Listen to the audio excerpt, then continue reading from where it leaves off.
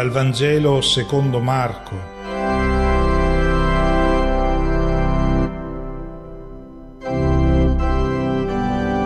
Buona Pasqua, sorelle e fratelli. Il grande interrogativo che gli uomini si sono posti fin da quando hanno acquistato l'autocoscienza è stato: perché la nostra vita finisce? Gli altri esseri viventi non sanno che la loro vita si conclude, soltanto l'uomo ha questa coscienza e si rimuove. Il pensiero della morte, perché gli fa paura, rinuncia a un qualcosa che gli è peculiare. Per questo è chiamato a riconciliarsi con questo pensiero, perché costruisce poi la vita in un modo diverso, se tiene presente che ha un inizio e ha una fine. Questo appartiene alla sua condizione umana. Nemmeno Dio può creare un uomo che non sia mortale, sarebbe un'altra creatura.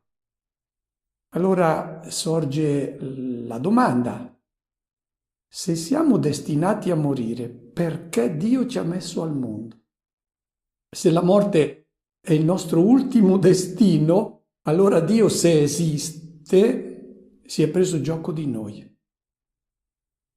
Fin dall'antichità gli uomini hanno cercato di dare una risposta a questo interrogativo angosciante e hanno risposto nell'antico Medio Oriente con i miti, che sono filosofia, la loro filosofia. Che risposta hanno dato a questo interrogativo? Hanno detto che quando gli dei hanno creato l'umanità, la morte, ecco ciò che hanno dato all'umanità. La vita l'hanno tenuta nelle loro mani. È la risposta che la taverniera Siduri dà a Gilgamesh, che sta per passare dal mondo dei vivi al mondo dei morti perché va alla ricerca del suo amico Enkidu. Non c'è speranza, gli dei si sono ottenuti per loro l'immortalità. È una riflessione sconsolata quella che Siduri comunica a Gilgamesh, ma è una riflessione che troviamo anche nella Bibbia. Salomone, per esempio, nella sua preghiera dice: come un'ombra sono i giorni dell'uomo sulla terra, e non c'è speranza. Coelet è ancora più diretto: la sorte degli uomini e quella delle bestie è la stessa. Come muoiono queste, muoiono anche quelli.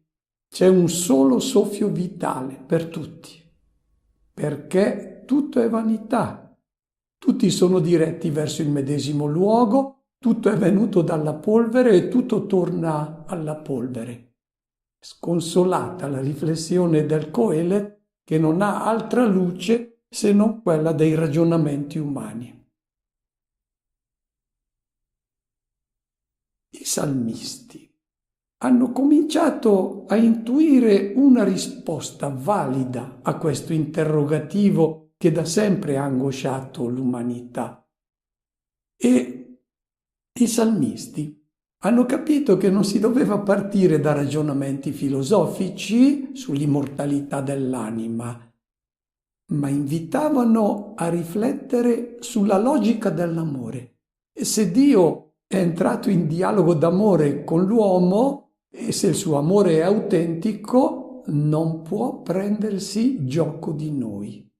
L'autore del Salmo 16, per esempio, conclude la sua preghiera dicendo: tu, o Dio, non puoi permettere che il tuo santo, dice la traduzione, ma il termine ebraico è Hasid, che significa il tuo innamorato. Non puoi permettere, o Dio, che il tuo innamorato rimanga nello Sheol. Tu mi devi indicare il sentiero della vita. Quale sentiero c'è per poter uscire dallo Sheol? Perché tu non puoi restare senza di me. E allora, dice il salmista, sarà gioia piena stare per sempre con te. Sono intuizioni corrette quelli dei salmisti, ma non hanno ancora la risposta sicura al senso del nostro esistere. È nella notte di Pasqua che Dio ha dato la risposta definitiva a questo interrogativo. Proviamo a immaginare di essere sul Calvario la sera di quel venerdì 7 aprile dell'anno 30, il giorno in cui Gesù è stato crocifisso. Giuseppe d'Arimatea si sta allontanando dopo aver fatto rotolare quella grande pietra davanti al sepolcro. Ha assistito alla morte ignominiosa di un giusto, uno che è vissuto amando e amando soltanto, e credo che la sua riflessione l'abbia portato a concludere con le parole del Coelet: vi è una sorte unica per tutti, per il giusto e per il malvagio, per il puro e per l'impuro, per chi onora Dio e per chi bestemmia. Tutti vanno a finire nello Sheol, la sorte di tutti è la stessa. Deve avere concluso così, sconsolato, Giuseppe d'Arimatea. Scende quindi il buio e il silenzio sulla città di Gerusalemme, le famiglie sono riunite nelle case illuminate per la cena pasquale. Non si muove più nulla perché è iniziato il grande riposo. È così che trascorre il sabato della Pasqua ebraica. Gesù è stato posto nel sepolcro e la gente è riunita nelle case per la cena pasquale. Trascorre il sabato e alla sera di quel sabato inizia il nuovo giorno. Ed ecco che alcune donne escono dalle loro case perché è finito il riposo della Pasqua. Sono le stesse che da lontano hanno assistito alla morte del Maestro e alla sua sepoltura. Sentiamo cosa vanno a fare. Passato il sabato, Maria di Magdala, Maria, madre di Giacomo, e Salomè comprarono oli aromatici per andare a ungerlo. Di buon mattino, il primo giorno della settimana, vennero al sepolcro al levar del sole. Dicevano tra loro: chi ci farà rotolare via la pietra dall'ingresso del sepolcro? Prima di accostarci a questo brano evangelico è necessario mettere in guardia da un errore in cui cade il lettore poco attento. Chi è questo lettore? È colui che si accosta ai racconti della Pasqua che sono stati scritti dai 4 evangelisti come se fossero 4 pagine di cronaca. E che cosa accade a questo lettore?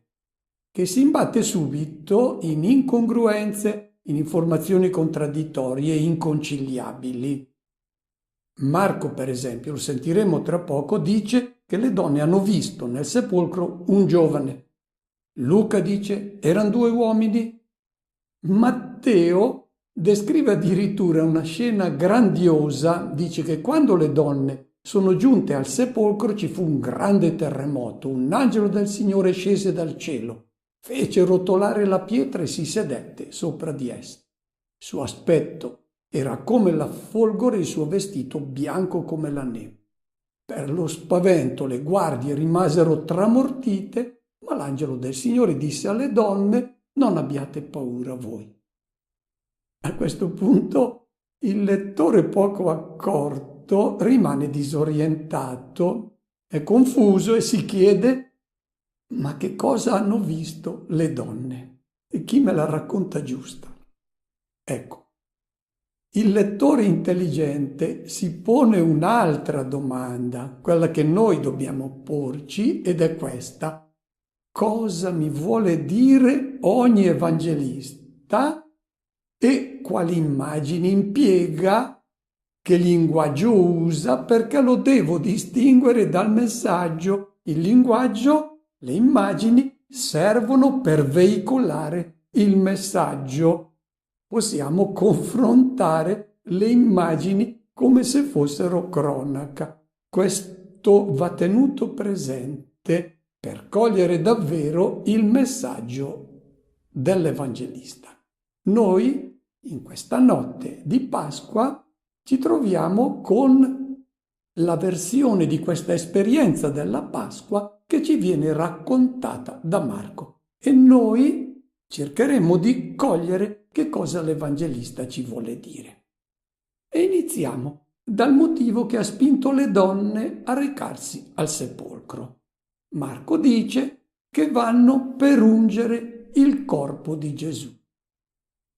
Pare un'informazione, ma non lo è. Non esisteva affatto l'uso di ungere i cadaveri che venivano soltanto lavati, vestiti e poi avvolti in un lenzuolo. Difatti, Matteo e Giovanni dicono che le donne andavano a far visita al sepolcro e questo sì che erano soliti fare in quel tempo perché per 3 giorni dopo la sepoltura erano soliti andare a compiangere il defunto e anche per accertarsi che la morte fosse definitiva, perché la sepoltura era fatta subito dopo il decesso e quindi poteva capitare che si trattasse di una morte apparente.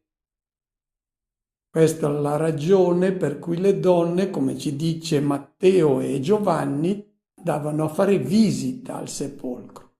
Perché allora Marco introduce questa unzione? Anzitutto direi che l'Evangelista vuole far riflettere il lettore.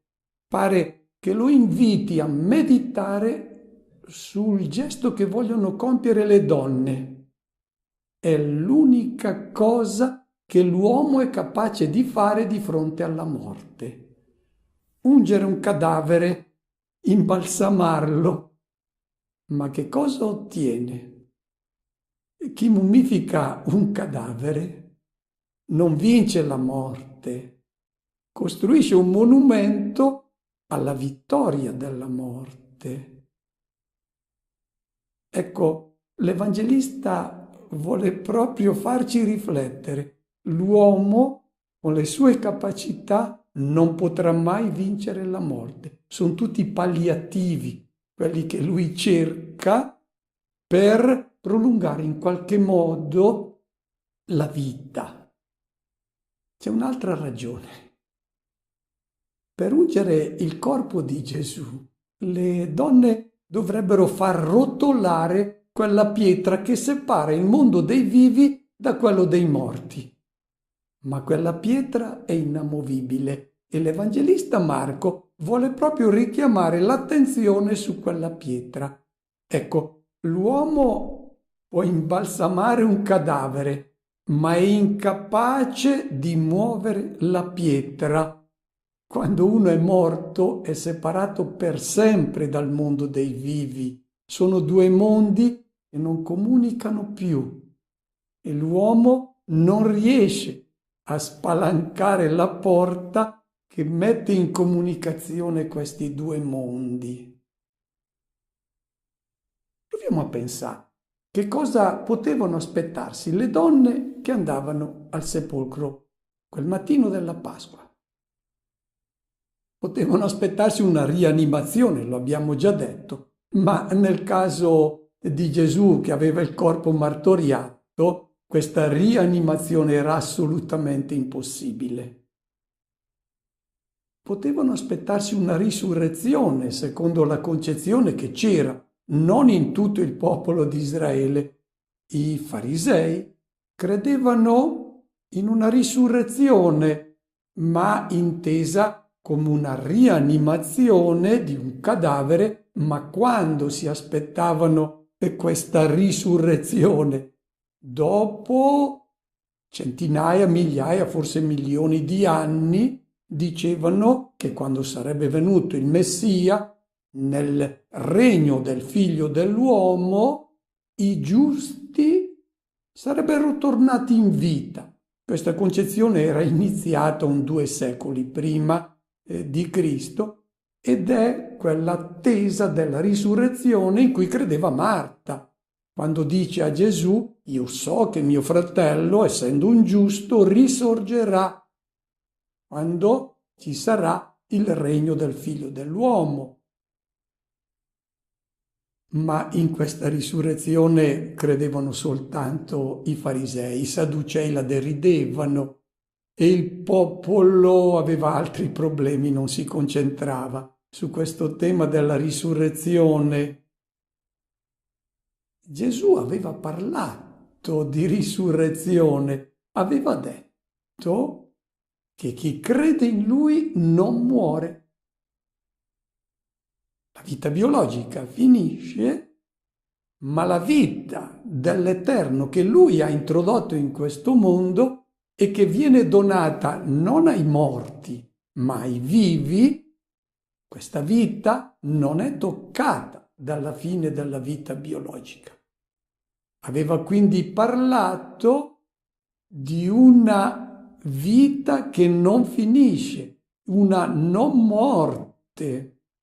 Non avevano capito però quello che lui aveva detto. Ci voleva un'altra luce, la luce della Pasqua, per capire ciò che Gesù aveva detto riguardo alla vittoria sulla morte. Non un prolungamento di una vita biologica. E attenti bene che questa vita non è donata ai morti, è donata ai vivi che non muoiono, proprio perché hanno questa vita donata dall'Eterno.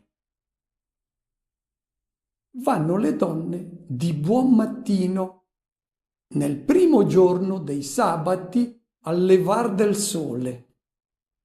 Ci sono 3 indicazioni di tempo e sono significative. L'Evangelista insiste sul buon mattino e di buon mattino sta levando il sole. Non vorrei esagerare l'allegoria del simbolo, ma l'insistenza dell'Evangelista ci porta a pensare che lui alluda alla luce nuova che sta per rischiarare la tenebra del mondo, quella tenebra che ha avvolto nella disperazione l'intera umanità. Adesso questa tenebra sta per essere dissolta. Spunta una luce di un nuovo giorno. E dicevano le donne: chi ci rotolerà la pietra? Eccolo l'ostacolo che la forza umana non è capace di rimuovere. Solo un intervento del cielo può aprire la comunicazione fra i 2 mondi. Sentiamo cosa incontrano le donne che giungono al sepolcro. Alzando lo sguardo, osservarono che la pietra era già stata fatta rotolare, benché fosse molto grande. Entrate nel sepolcro, videro un giovane seduto sulla destra, vestito d'una veste bianca, ed ebbero paura. Ma egli disse loro: non abbiate paura. Voi cercate Gesù Nazareno, il crocifisso. È risorto, non è qui. Ecco il luogo dove l'avevano posto. Ma andate, dite ai suoi discepoli e a Pietro: egli vi precede in Galilea, là lo vedrete, come vi ha detto. L'Evangelista Marco nota che quando giungono al sepolcro le donne alzano lo sguardo. Vuol dire che fino a quel momento l'avevano abbassato verso la terra. Non è un dettaglio secondario, Marco non era presente. Se nota questo alzare lo sguardo, vuole inviarci un messaggio. Queste donne sono l'immagine di ciò che ha fatto l'umanità fino a quel momento.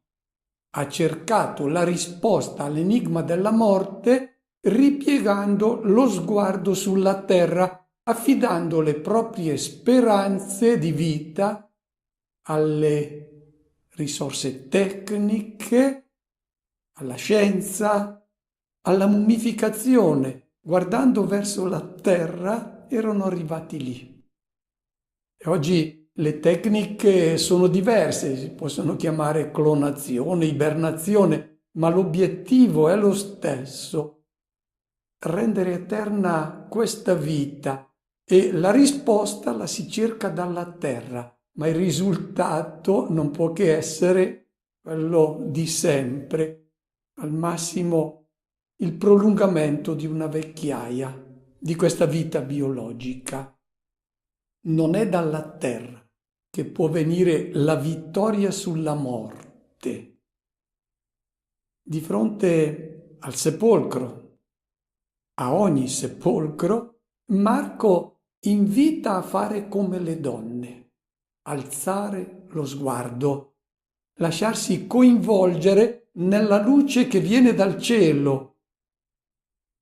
E le donne che hanno alzato lo sguardo si rendono conto che quella pietra, che non poteva essere mossa dalla forza umana, è stata mossa dal cielo, è stata rotolata via. Qualcuno ha realizzato ciò che loro non erano in grado di fare. Qualcuno ha spezzato la potenza della morte. È entrato nello Sheol e ha svuotato quello Sheol, ha schiacciato quella morte. La vedete? Quella porta che è stata sfondata da Gesù quando è entrato nello Sheol, e quella porta ha schiacciato la morte. La vedete anche che fugge, vinta per sempre. La vittoria sulla morte, nel senso di prolungare una vita biologica, non è vittoria sulla morte, perché la morte poi torna a questo mostro per riprendersi la preda. La vittoria sulla morte si ha soltanto quando si consegna alla morte la vita biologica che finisce, ma a questo uomo è stata donata una vita che questo mostro della morte non può toccare.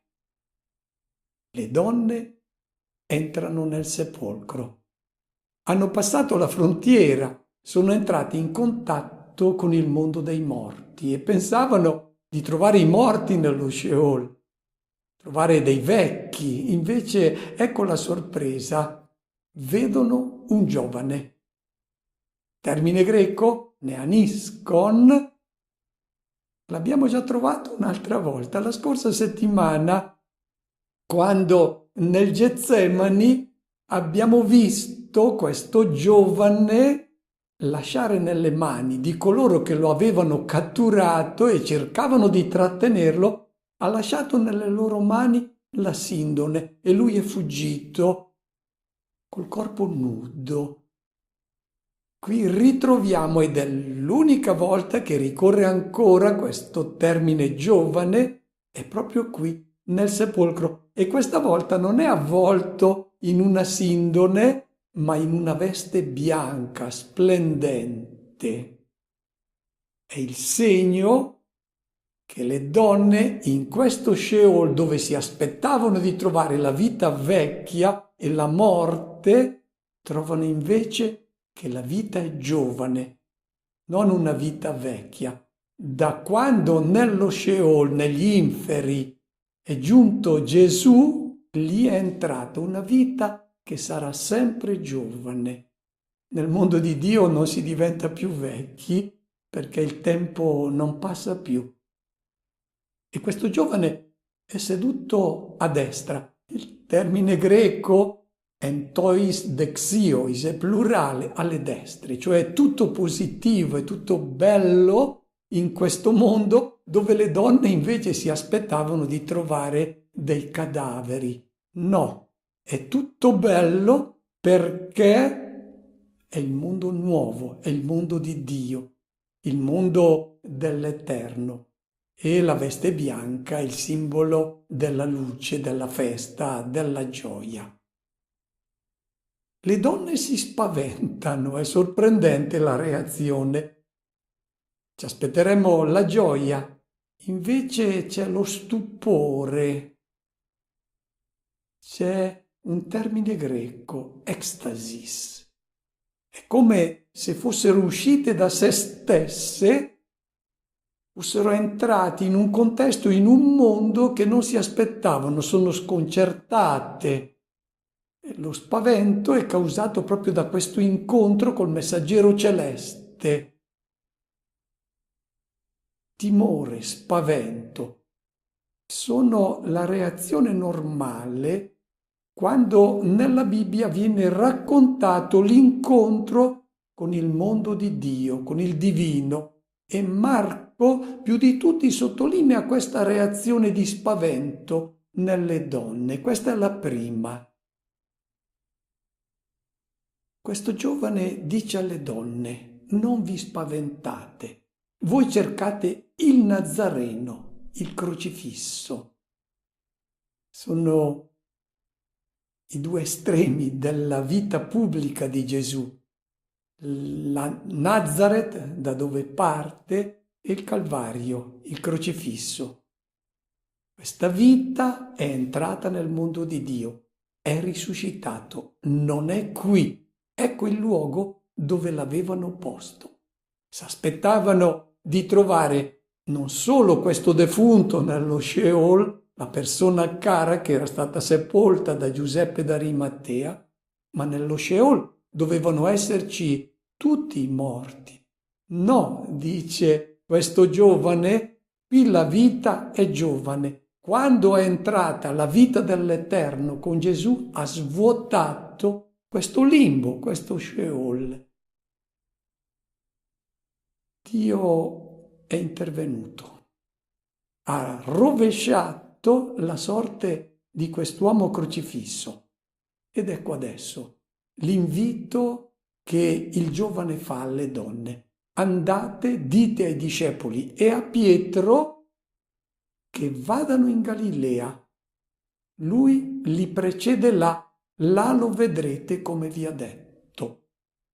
C'è l'incarico dato alle donne, non di raccontare l'esperienza che loro avevano fatto, ma di invitare i discepoli ad andare in Galilea a fare loro l'esperienza che le donne hanno fatto.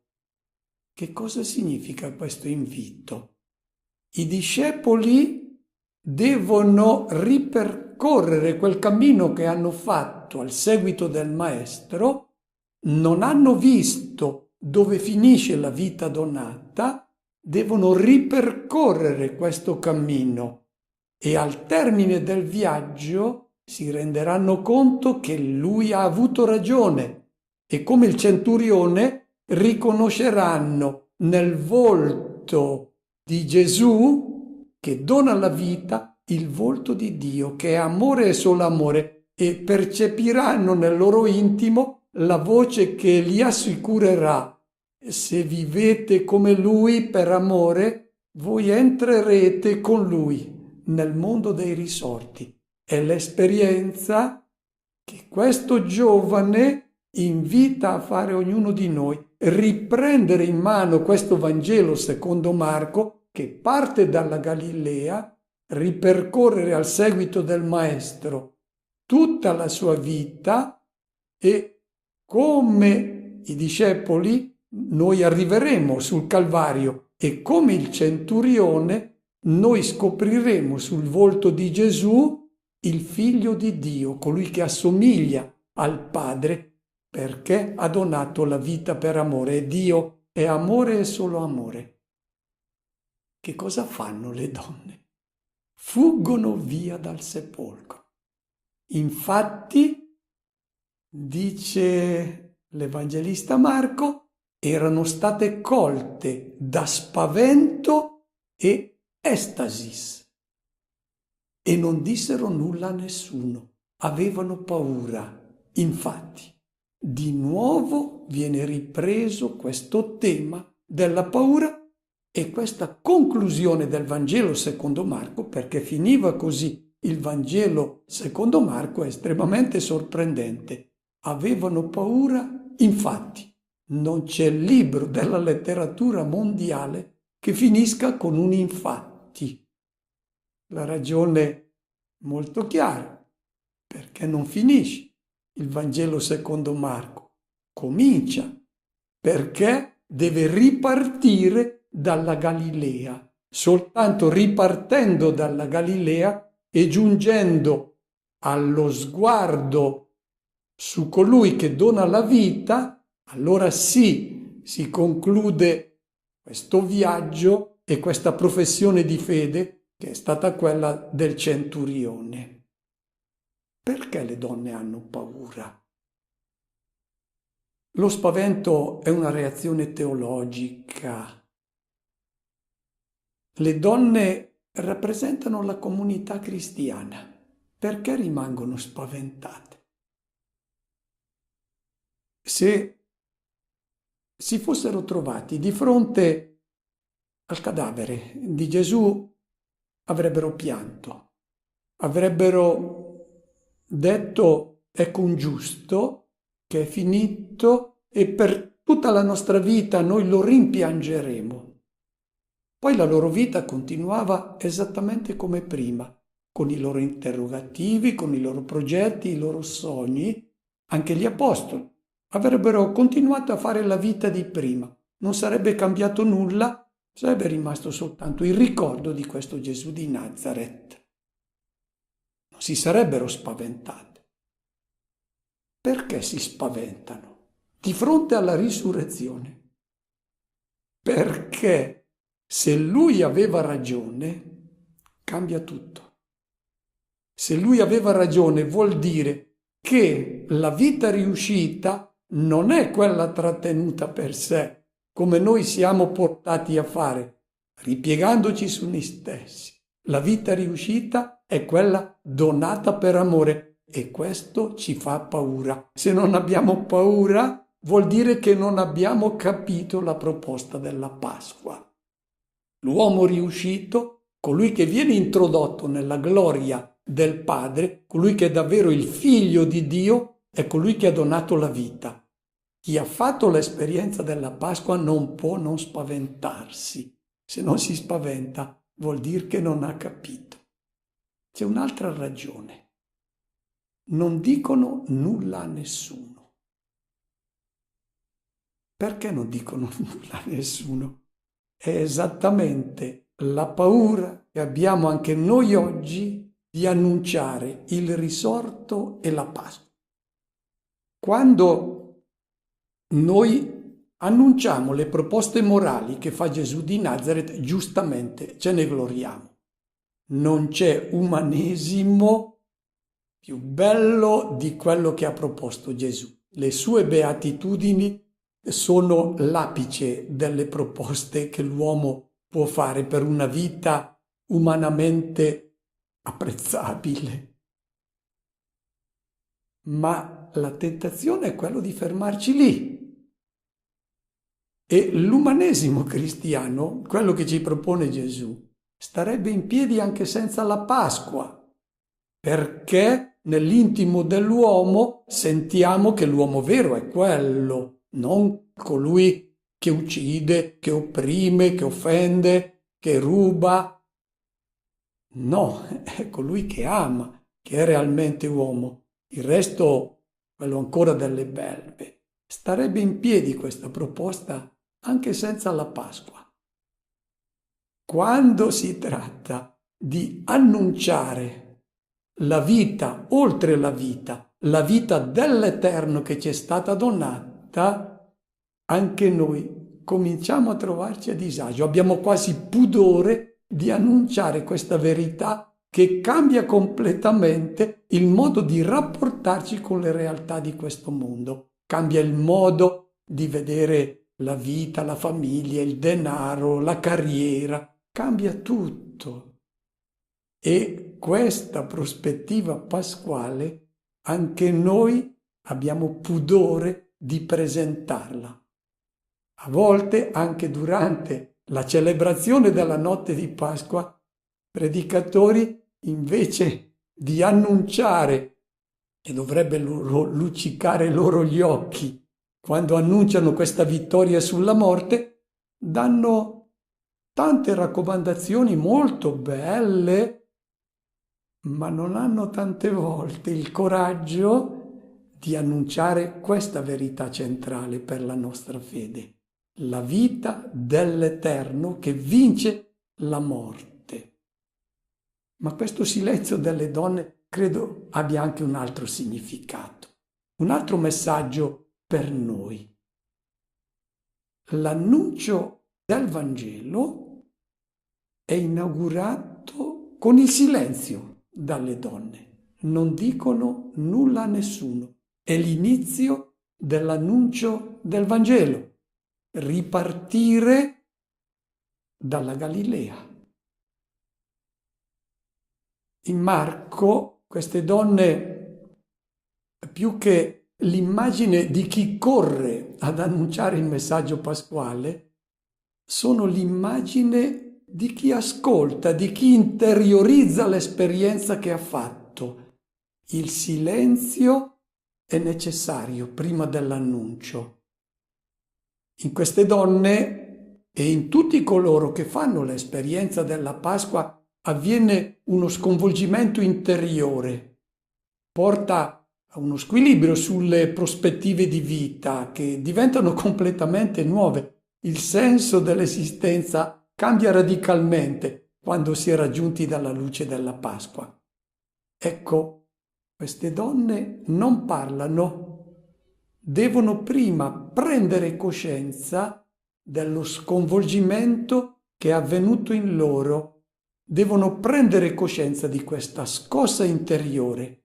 Soltanto dopo potranno invitare altri a fare lo stesso cammino per giungere alla visione del risorto. Auguro a tutti una buona Pasqua.